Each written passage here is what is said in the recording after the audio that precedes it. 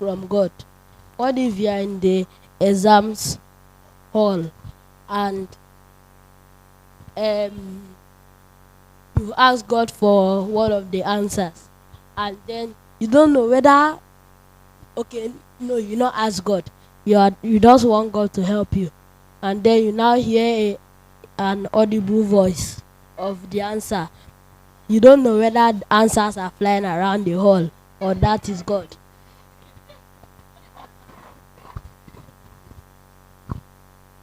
Really, you did not know. If you hear a human being's voice, you will not know. This time, him come and answer your children. Sorry, let me understand this question. You're in exam hall, and about what and you said the answer. So did you? So who spoke? You know your classmate's voice. Is it your classmate that spoke, or is it an angel that spoke? Who spoke? Eh? Oh, it has not happened to you before. Okay, oh, very beautiful. Now, there have been times where people have been known to have a dream, and in the dream, someone wrote the question, solved it on the board, and when they went to the exam hall, exactly. Personally, something like that has happened to me. Mine was very amazing. I knew all the questions, at least 3 of the questions before the exam. Now, is that exam malpractice? I think that's the issue we are looking at. Is that exam malpractice? No. That's heavenly intervention. It's divine intervention. It's not exam malpractice. I hope everyone is listening. Good. If it's a human being that gave the answer, you're writing and then you heard the answer, you're very sure it's your friend. Now the question is, should you write the answer or should you not write the answer? Personally, me like this. Because when someone first told me, I did not believe that. What kind of thing is that one? I bet this Christianity is JJ. But remember where you're trying to get to. You see how this place is? Have you heard that narrow is the way that leads to life? Very narrow. Tightrope. You're walking on a tightrope, okay? So say a human being said it. Me, I always ask myself, did I know this answer? What was my plan initially? Was my plan initially to leave it blank? I leave it blank. Do you understand? My initial plan was this answer. Yes, so I read it. But as I was sitting there, if not for this fellow, I would have not remembered it. If not for this person whispering to this person, I would have not remembered it. So therefore, I'm not going to write it. Do you understand? Remember that the prince of the world is coming and he must find nothing on you. Is that okay? Is that okay? Now, there are things that are divine. If it's divine, there's nothing you can do about it. Small example, like this single example. Why you I hope there are people that are writing their questions, so why we are giving answers. Start writing furiously. Particular example is in a court. If someone is guilty of murder, the court has the right to pass judgment on you, and the judgment will be that they should kill you. Can you now say, Nigeria killed that person, or the court killed that person? Do you understand? Does that mean that that judge is a killer? No.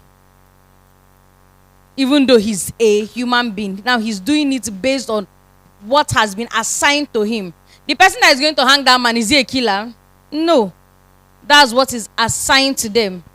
So if it's God that gave you that expo, right, it's not expo. If it's a human being, you put your trust in a human being to give you that expo, you will likely pay for it. Is that okay?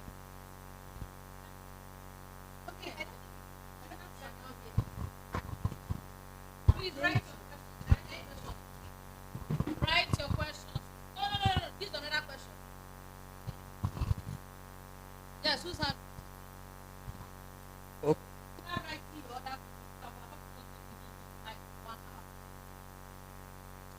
Ma, according to your explanation to that question, what if, like, I know the answer I'm about to put it down. I hear it. If I put it, is this bad? You answer that you know you were right and somebody was not. What's your business with them? I hope you understand. Let's see, you are able to get to that.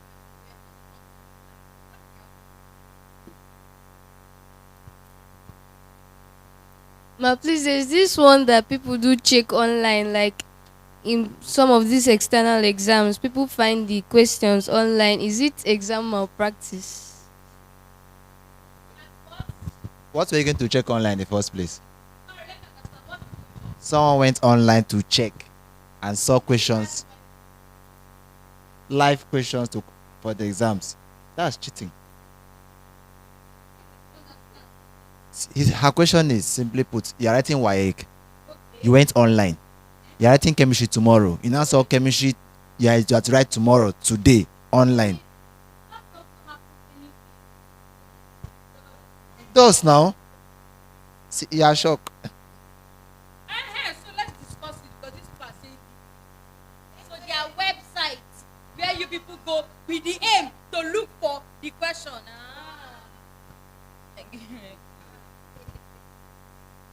So that's malpractice.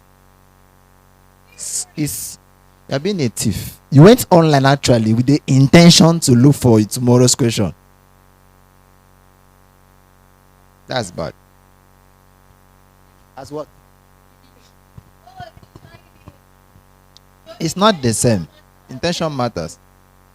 To steal the question. You went to our office at night and opened the locker and brought out what you have to write tomorrow. Now say, I was just going somewhere. That's stealing. Is that clear?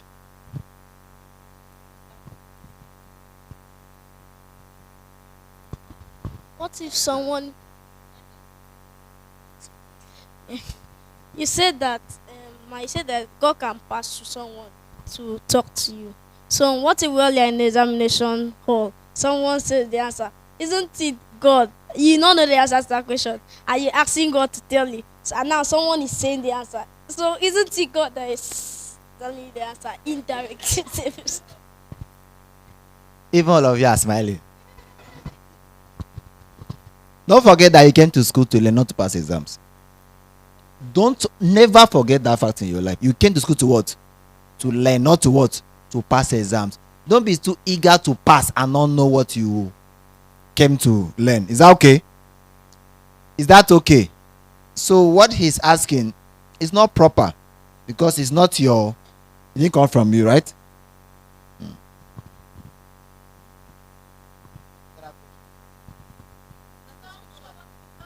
Not God. If it's God, then I'm sure that when your invigilator catches both of you, then there's no problem. But would there be a problem if your invigilator finds out that you're doing all sorts of shenanigans? Because if you say that is God, then what is wrong with the person even showing you the answer? Hey, God spoke to him. Show this, my friend, the answer. Now listen, because all of you like this that I'm seeing, I hope you're not raising small crooked people. Now, do you know that there's the law of God in your heart? Yes. Yes. And even the spirit within you has witness that what you're doing is wrong. Is that true? Yes. And then even when you do that, you know you're wrong. And then you come and kneel down and pray. Why are you praying? Why not wait? Hold on to it. When you get to heaven, you find out if it's wrong or not. So be serious-minded. I remember what I spoke about, that God, everything, no matter the way you think you hear God, it must conform with scriptures. Now, God cannot break his own word, in the sense of God obviously is against stealing. Then God will now use stealing to save you. Do you get the point? If examination malpractice in and of itself is bad, then why would God use, like Sister Ibim said? So it must always tally with scriptures, with what God has said. Okay. So we are going to start our next class. The next class is on healing from oppression. Still write your questions and send them in. write them, even about this one, about the ones we have done since Monday. Send them in. Now, but the next class we're going to look at is healing from oppressive spirits. That's demons. I know some of you may have had experiences where things press you at night, where you have scary dreams, where all sort of things happen. Okay, where now it can be normal if someone comes and startles you like that. You can be afraid. It's very different from you being afraid of approach by everything that moves, everything like someone will not even say like you are so asleep. Someone has given a testimony here of how she will go to sleep in somebody's house because she sleep. It can be fear. It can be anything. Yesterday we read First Thessalonians 5 verse 23. I don't know if you can remember. Mind you, the place God, may the God of peace sanctify your spirit, your soul, keep it blessed. That's the summary of that scripture.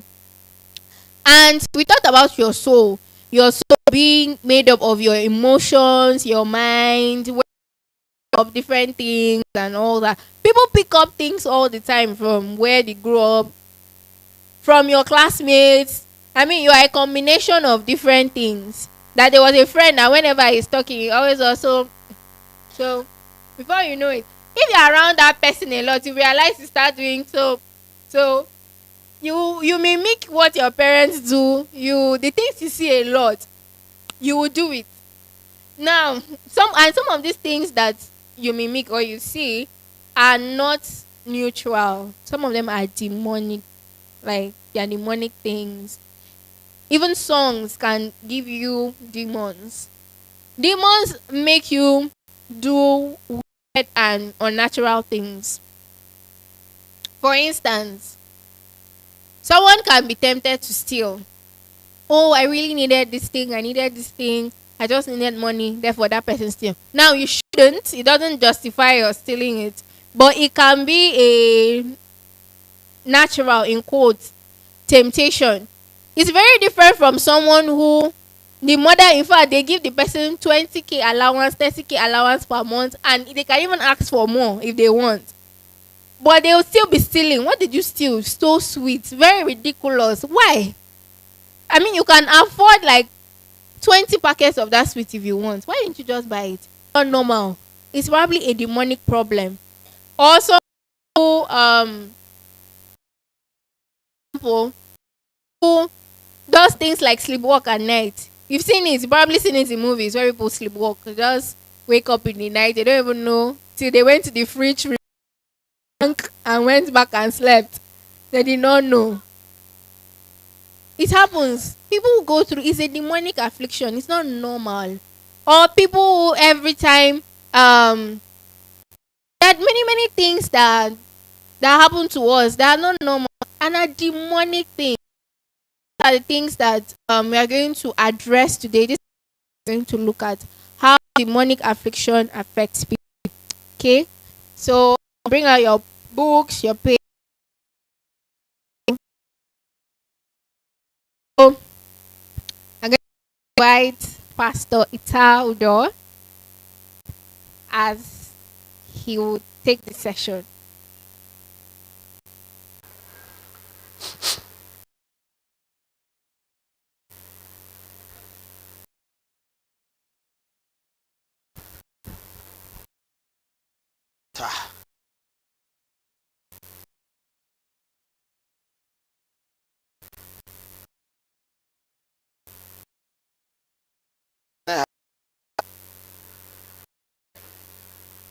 Teach a 3-day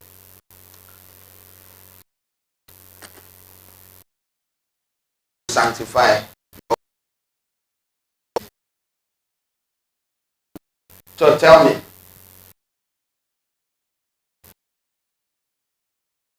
to sanctify. Body. Body has what? Always remember this.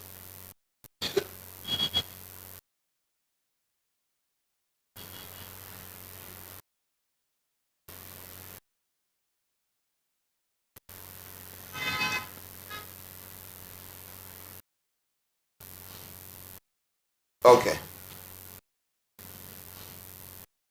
Okay.